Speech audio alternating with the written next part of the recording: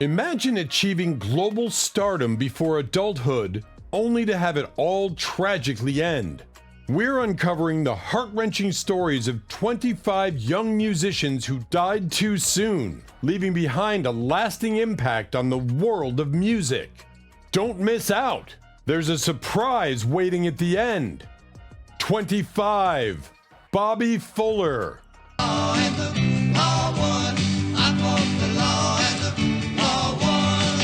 Imagine achieving your biggest hit and then vanishing under mysterious circumstances.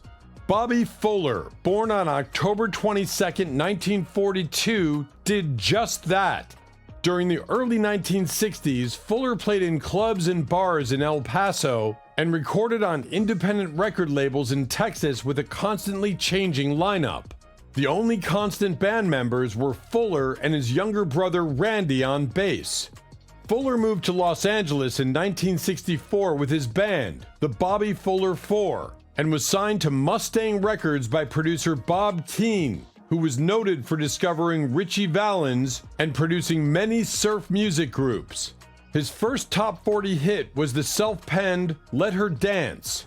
His second hit, I Fought the Law, peaked at number 9 on the Billboard Hot 100 on March 12th through 19th, 1966. Within months of I Fought the Law becoming a top 10 hit, Fuller was found dead in an automobile parked outside his Hollywood apartment. The boxes for accident and suicide were checked, but next to the boxes were question marks. Despite the official cause of death, some commentators believe Fuller was murdered. 24.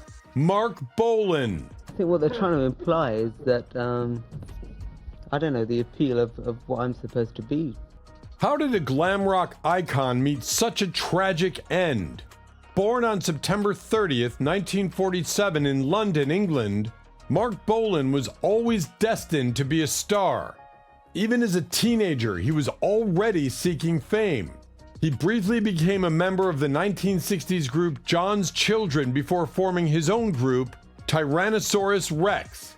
The group shortened its name to T-Rex and finally broke through with the single Ride a White Swan in 1970. This opened the door to a whole series of hit singles, including Bang a Gong, Get It On which Elton John played keyboards, which reached the US top 10 in 1971, as well as a series of highly acclaimed albums. At the height of his popularity, Bolan had a string of #1 hit singles in the United Kingdom and became a teen idol as well as a leader of the glam rock movement. However, by 1975, on account of the rise of 1970s soul music, Bolan's career was in decline, at least sales-wise. As a leading figure of the punk rock movement in the United Kingdom, he provided a forum for new acts to appear on television via his own music program. Just when he was on the rebound, Mark Bolan cruelly died in a car crash on September 16, 1977, 2 weeks before his 30th birthday. 23. Ron Pigpen McCarthy. What happens when a blues legend joins forces with a rock band? Ron Pigpen McCarthy, born on September 8, 1945, moved to Palo Alto, California with his family, where he became friends with musician Jerry Garcia at the age of 14. McCarthy began spending time around coffee houses and music stores and worked at Dana Morgan's music store in Palo Alto with Garcia. One night, Garcia invited McCarthy on stage to play harmonica and sing the blues. Garcia was impressed, and McCarthy became the blues singer in local jam sessions.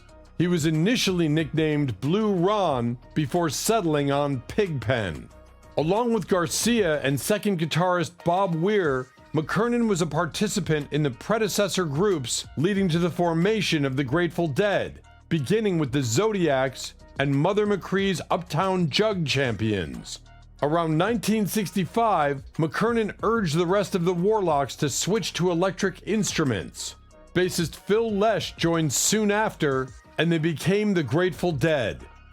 McCarthy's alcohol abuse had begun to affect his health by his mid-20s. By the early 1970s, He also began to experience symptoms of primary biliary cholangitis, an autoimmune disease that was unrelated to his use of alcohol. On March 8, 1973, aged 27, he was found dead of gastrointestinal hemorrhage at his home in Corte Madera, California by his landlady. 22. Hank Williams. What led the king of country to such a tragic end? Hank Williams, born September 17, 1923, is regarded as one of the most significant and influential American singers and songwriters of the 20th century. Williams recorded 55 singles that reached the top 10 of the Billboard Country and Western Bestsellers chart, 5 of which were released posthumously, and 12 of which reached number 1.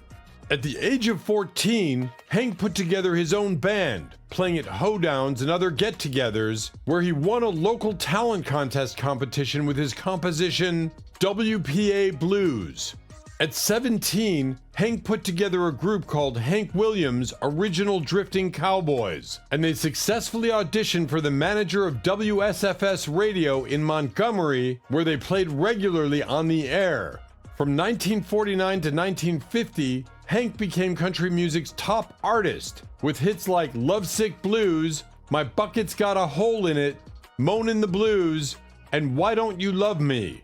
His 1951 hits included Hey Good Lookin', Cold Cold Heart, and I Can't Help It If I'm Still in Love with You. Hits of 1952 were Honky Tonk Blues, Jambalaya, and I'll Never Get Out of This World Alive. However, Hank's unprecedented success came with a price. A heavy drinker since his late teens, Hank proved to be an undependable performer when he began showing up for concerts drunk and sometimes didn't show up at all. On the early morning hours on New Year's Day 1953, while traveling through West Virginia on the way to a show in Canton, Ohio, Hank Williams died in his sleep in the backseat of his Cadillac limousine at the age of 29. 21. Sid Vicious. It was meant to happen. Nancy always said she'd die before she was 21. Can you imagine a life so wild and chaotic that it ends in tragedy? Sid Vicious, born on May 10, 1957, epitomized the punk movement of the mid-1970s in working-class England. Sid wasn't an original member of the Sex Pistols, but joined the band after bassist Glenn Matlock left due to personality clashes with lead singer Johnny Rotten. On stage, Sid was known for inciting the audience to get wilder and more frenzied, with infamous antics like spitting and spraying beer into the crowd. Unfortunately for Sid, his life took a dark turn when he got involved with Nancy Spungen, an alleged drug user. Their destructive relationship led to the breakup of the Sex Pistols after their last show in San Francisco. Vicious and Spungen moved to the Chelsea Hotel in New York City in early 1978. Tragically, on October 12, 1978, Spungen was found dead in their hotel room from stab wounds. Sid was charged with her murder but was released on bail pending trial. Just 4 months later, in February 1979, Sid was found dead of a heroin overdose at the age of 21. 20. Cliff Burton. What happens when a rising star in heavy metal is taken too soon? Clifford Lee Burton, born on February 10, 1962, was the bassist for Metallica from 1982 until his untimely death in 1986. Renowned for his exceptional musicianship and influence, Burton left an indelible mark on the heavy metal genre. While still a student at Castro Valley High School, Burton formed his first band, Easy Street. His second band, Agents of Misfortune, entered the Hayward Area Recreation Department's Battle of the Bands contest in 1981.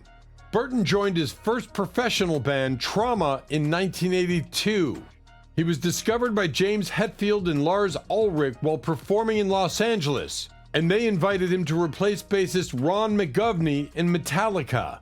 After the release of their first 2 albums, Kill 'Em All, 1983, and Ride the Lightning, 1984, Burton and Metallica achieved worldwide success with Master of Puppets, 1986, often cited as the band's best work and one of the heaviest metal albums ever. While touring in 1986 to support Master of Puppets, Burton died following a bus crash in Sweden. He received posthumous writing credits on And Justice for All, 1988, for the song To Live Is to Die. Cliff Burton was posthumously inducted into the Rock and Roll Hall of Fame as a member of Metallica in 2009. 19. Ricky Nelson. Is like all the rest. They tell us we're different. What would you do if you were a teenage heartthrob and a music legend before you hit adulthood? Eric Hilliard Nelson, known as Ricky Nelson, was born on May 8, 1940. From the tender age of 8, he starred alongside his family in the beloved radio and television series The Adventures of Ozzie and Harriet. In 1957, he began his illustrious career as a popular recording artist. Ricky Nelson placed an astounding 54 songs on the Billboard Hot 100 and its predecessors between 1957 and 1973. His hit Poor Little Fool in 1958 was the first #1 song on Billboard magazine's then newly created Hot 100 chart. Nelson recorded 19 additional top 10 hits and was inducted into the Rock and Roll Hall of Fame on January 21, 1987. In 1996, he was ranked number 49 on TV Guide's 50 Greatest TV Stars of All Time. On December 31, 1985, Nelson's life came to a tragic end. The Douglas DC-3, in which he was a passenger, crashed into trees, poles, and electrical wires while attempting an emergency landing between Guntersville, Alabama, and Dallas, Texas. He was en route to perform a New Year's Eve concert. 18. Brandon Bremer. Can you imagine graduating high school at just 10 years old? Brandon Bremer was a prodigy who was reading at 18 months old and playing piano and doing first grade work by 3. By 10 years old, he had graduated high school, and by 11, he was already attending college. Brandon was not just a brilliant student, he was also an incredibly talented musician. He was studying to be an anesthesiologist and was getting ready to release his second music CD. Tragically, in 2005, Brandon was found dead in his home from a self-inflicted gunshot wound. Despite his young age, he had already achieved so much, leaving behind a legacy of brilliance and unfulfilled potential. His death was assumed to be a suicide, but he didn't leave a note, leaving everyone to wonder what truly happened. 17. Daryl Abbott. Imagine being hailed as one of the greatest metal guitarists of all time, only to have your life cut short on stage. Daryl Lance Abbott, born on August 20th, 1966, was the iconic guitarist for heavy metal bands Pantera and Damageplan, both of which he co-founded with his brother Vinnie Paul. Abbott began playing guitar at age 12, and by 16, Pantera had released their album Metal Magic, 1983. Abbott's influence and talent were undeniable. After Pantera, he and Vinnie Paul formed Damageplan, releasing their only album, Newfound Power, in 2004. Tragedy struck on December 8, 2004, during a Damageplan performance at the Alrosa Villa nightclub in Columbus, Ohio. Abbott was shot and killed by a fan, ending his life and career at the age of 38. 16. Richie Valens. What if your groundbreaking career ended at just 17 years old? Richie Valens, born on May 13, 1941, was the first Latino rock and roll star, whose short but impactful career ended in the infamous 1959 plane crash that also claimed the lives of Buddy Holly and the Big Bopper. Valens was a high school student who fronted a band with an electric guitar he made in shop class. He caught the attention of Bob Keane, owner of Delphi Records, who produced sessions at Gold Star Recording Studios that resulted in Valens' hits. His debut single, Come On Let's Go, 1958, was followed by Donna, a ballad written for an ex-girlfriend, and La Bamba, a rock and roll reworking of a traditional Mexican wedding song. Despite hardly speaking Spanish, Valin's made La Bamba a timeless hit. He even performed the Little Richard-inspired Ooh, My Head in the film Go Johnny Go, 1959. Valin's career was tragically cut short on February 3, 1959, when the plane he was on crashed, marking the day as the day the music died. 15. Karen Carpenter. On the day that you were born, the angels got together and decided. What if your incredible talent and success came with an unbearable personal cost? Karen Ann Carpenter, born on March 2, 1950, was an American singer and drummer who formed half of the sibling duo The Carpenters with her older brother Richard. Karen began studying the drums in high school and joined the Long Beach State Choir after graduating. The Carpenters signed with A&M Records in 1969 and achieved enormous commercial and critical success throughout the 1970s. Initially, Karen was the band's full-time drummer, but she gradually took the role of frontwoman as her drumming was reduced to a handful of live showcases or tracks on albums. This shift brought intense scrutiny to her appearance, leading Karen to develop anorexia as a way to cope with the pressure to look slim on stage.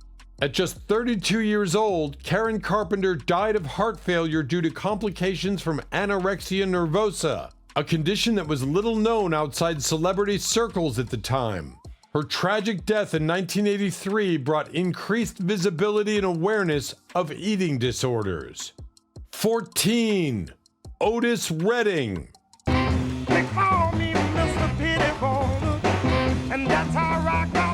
Imagine being on the brink of your greatest success, only to have it all taken away. Otis Reading, born on September 9, 1941, was one of the great soul stylists of the 1960s. In the late 1950s, Reading joined Little Richard's band, The Upsetters, after Richard went solo. It was as a Little Richard imitator that Reading experienced his first minor hit, Shout Bamalama. The hits came quickly. I've Been Loving You Too Long, To Stop Now, 1965, Respect, 1965, Satisfaction, 1966, and Fa Fa Fa Fa Fa, Sad Song, 1966. Reading's influence extended beyond his gritty vocals. He converted the hippie movement to soul music at the 1967 Monterey Pop Festival and was just entering a new phase of popularity when tragedy struck. On December 10, 1967, Otis Reading and most of his backing band were killed when their chartered plane crashed into a Wisconsin lake.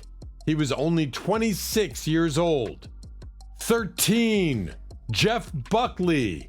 What if one of the most promising voices of a generation was silenced just as his career was taking off? Jeff Buckley, born on November 17, 1966, began playing guitar at age 5. By 12, he had decided to become a musician and received his first electric guitar, a black Les Paul. While attending Loara High School, he played in the school jazz band and developed an affinity for progressive rock bands like Rush, Genesis, and Yes, as well as jazz fusion guitarist Al Di Meola. Armed with his distinct multi-octave voice, Buckley emerged from New York's music scene in a big way with his first release, Grace, in 1994. The album made him a sensation with both critics and fans, and his cover of Leonard Cohen's Hallelujah went on to achieve sublime standing with listeners.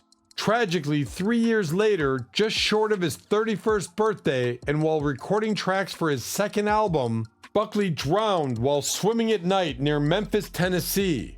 His hauntingly beautiful music continues to inspire and move people worldwide. 12. Ava Cassidy.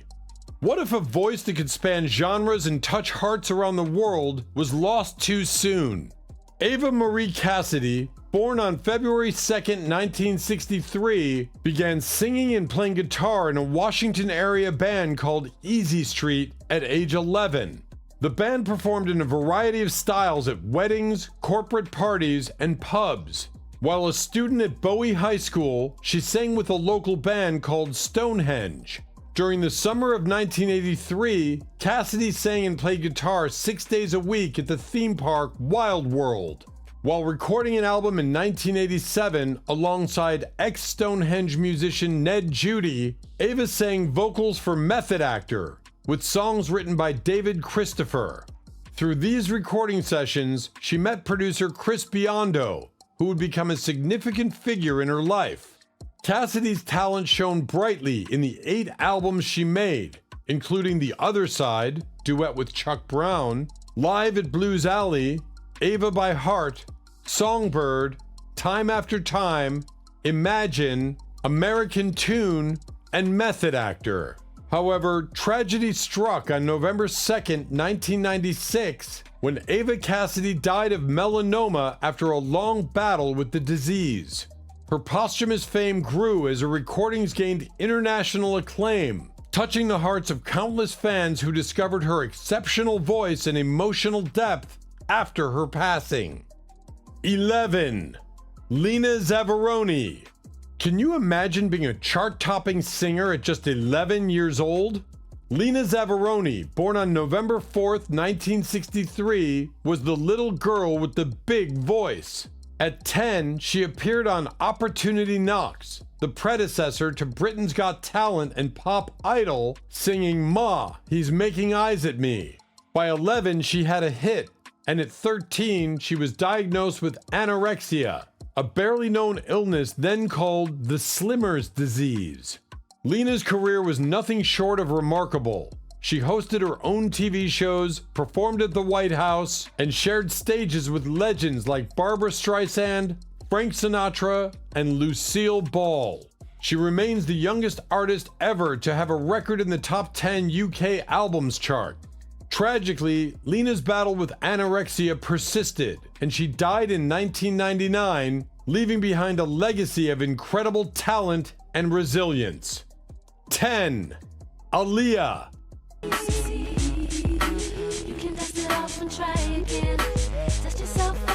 What if you achieved superstar status in your teens only to have it all end in an instant? From an early age, Aaliyah, born on January 16, 1979, found satisfaction in her music. At 11, she landed a 5-night stint performing with Gladys Knight in Las Vegas. In 1994, at the age of 14, Aaliyah released her first album, Age Ain't Nothing But a Number. It was an instant success. The first single, Back and Forth, was a top 5 hit on the Billboard Hot 100 and a #1 R&B song. The follow-up single, a remake of the Isley Brothers' At Your Best, You Are Love, reached the top 10 on the Billboard Hot 100 and was #2 at R&B Radio. On August 25, 2001, after filming the video for the song Rock the Boat, Aaliyah and about 9 to 11 of her entourage took off from Marsh Harbor Airport at 6:50 p.m. in a small Cessna 404 en route to Opelika, Florida. A few minutes after takeoff, the plane crashed about 200 feet from the runway, killing Aaliyah and many others instantly. Aaliyah's legacy lives on through her groundbreaking music and unforgettable style. 9. Selena. How did a beloved Latin music superstar's life end so tragically? Selena Quintanilla, born on April 16, 1971, made her recording debut in the 1980s and became a best-selling artist in the Latin music scene with albums like Amor Prohibido and Live. The latter earned her the Grammy for Best Mexican-American Album in 1994, making her the first female Tejano artist to win the award. Tragically, just shy of her 24th birthday, Selena was murdered by her fan club's president and business associate in March 1995. Her album Dreaming of You was released later that year and topped the Billboard 200 chart, the first predominantly Spanish-language album to do so. Selena's story was immortalized in a 1997 biopic starring Jennifer Lopez. 8. Andy Gibb. What if you had the chance to shine just like your famous brothers? Andy Gibb, born on March 5, 1958, dropped out of school in his early teens to follow his passion for music. While he had hoped to join the Bee Gees, Andy started his own group called Melody Fair in the mid-1970s. He eventually attracted the attention of Robert Stigwood, who would help propel his brothers to fame. A talented songwriter, Gibb scored his first hit in Australia with his own composition, Words and Music. In 1976, an 18-year-old Gibb moved to the United States to work on a solo career. Working with his brother Barry, Gibb started recording his first album, Flowing Rivers, 1977. The album was a huge success, featuring 2 #1 hits, I Just Want to Be Your Everything and Love is Thicker Than Water. Andy quickly became a popular singer in his own right. Attractive and personable, he was a favorite among teenagers of the day and appeared in numerous teen magazines. Gibb swiftly went to work on his next effort, Shadow Dancing, 1978. The record went multi-platinum and the title track went to the top spot on the pop charts. Despite his professional success, Gibb struggled with substance abuse in his personal life. By the mid-1980s, he finally sought some help for his addiction. Sadly, Gibb began feeling ill shortly after his 30th birthday. On March 10, 1988, Gibb died at the hospital in Oxford, England at the age of 30. The cause of death was determined to be myocarditis, a heart condition. Andy Gibb's legacy remains in the hearts of his fans and through his timeless music. 7. Dwayne Olman. Imagine founding one of the most influential rock bands of the 1970s and then losing it all in a tragic accident. Howard Dwayne Olman, born on November 20th, 1946, was an American rock and blues guitarist and founder and original leader of the Allman Brothers Band. Dwayne began playing the guitar at age 14. He and his brother Greg started playing publicly in 1961, joining or forming several local groups. His early band, the Escorts, opened for the Beach Boys in 1965, but eventually disbanded. In 1969, Dwayne and Greg formed the Allman Brothers Band. The band went on to record At Fillmore East in March 1971, which became one of the most influential rock albums of the decade. Dwayne Allman's promising career was tragically cut short on October 29, 1971.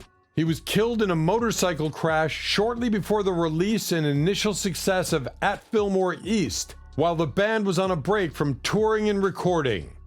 6. Ronnie Van Zant. Imagine being on the cusp of rock legend status only to have it all end in an instant.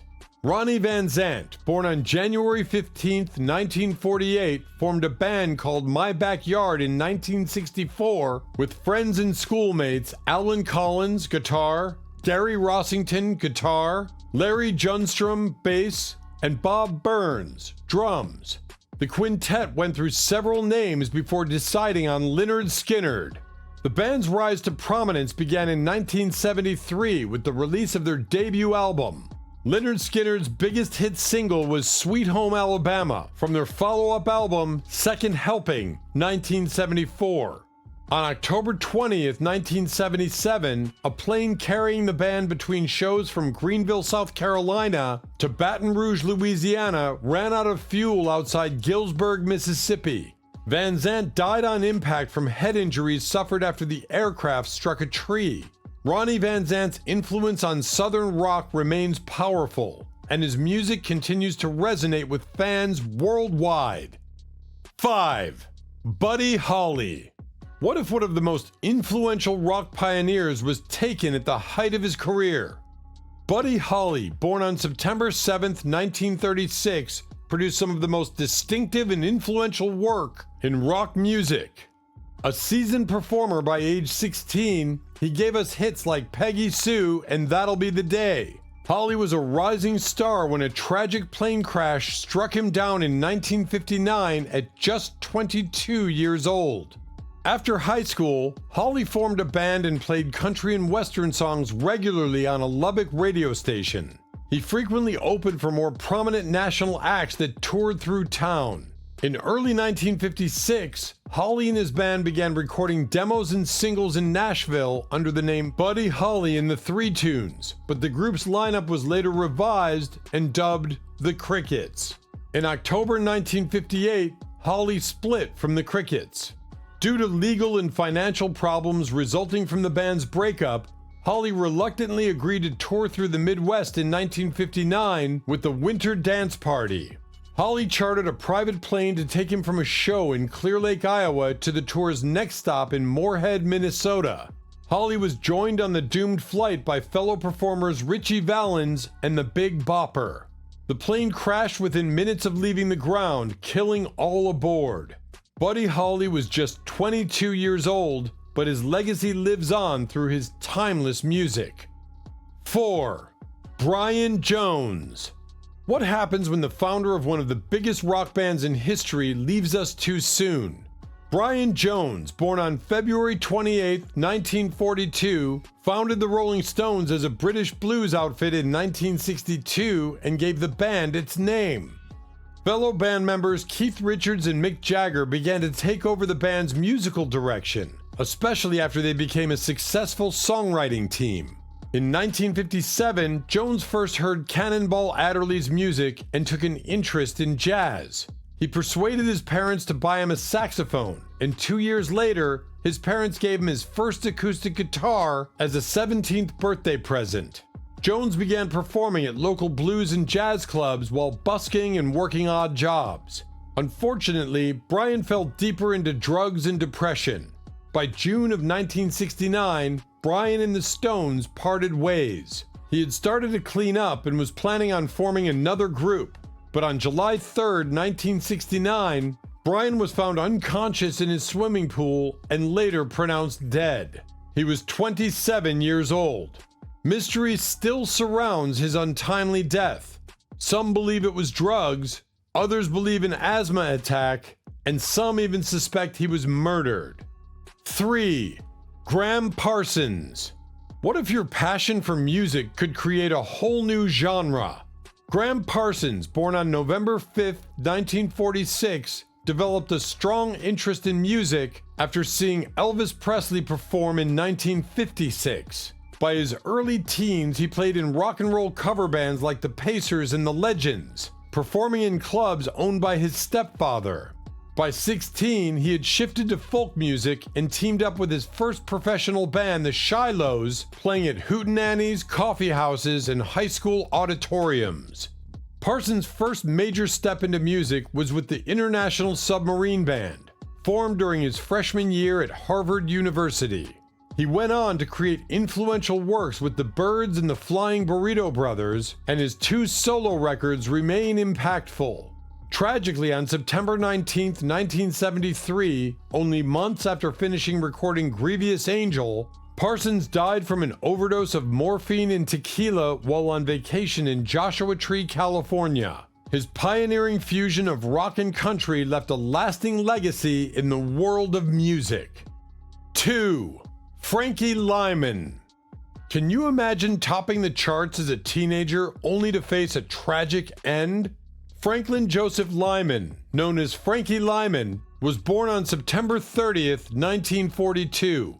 As the boy soprano lead singer of the early rock and roll doo-wop group The Teenagers, Lyman achieved fame with their first single, Why Do Fools Fall in Love, in 1956. After going solo in mid-1957, both Lyman's career and that of The Teenagers declined. Despite his early success, Lyman struggled with drug addiction.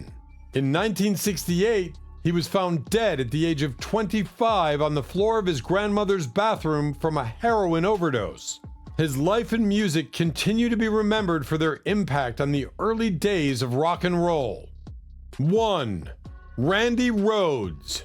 What if you were a guitar virtuoso whose life was cut short in a tragic accident?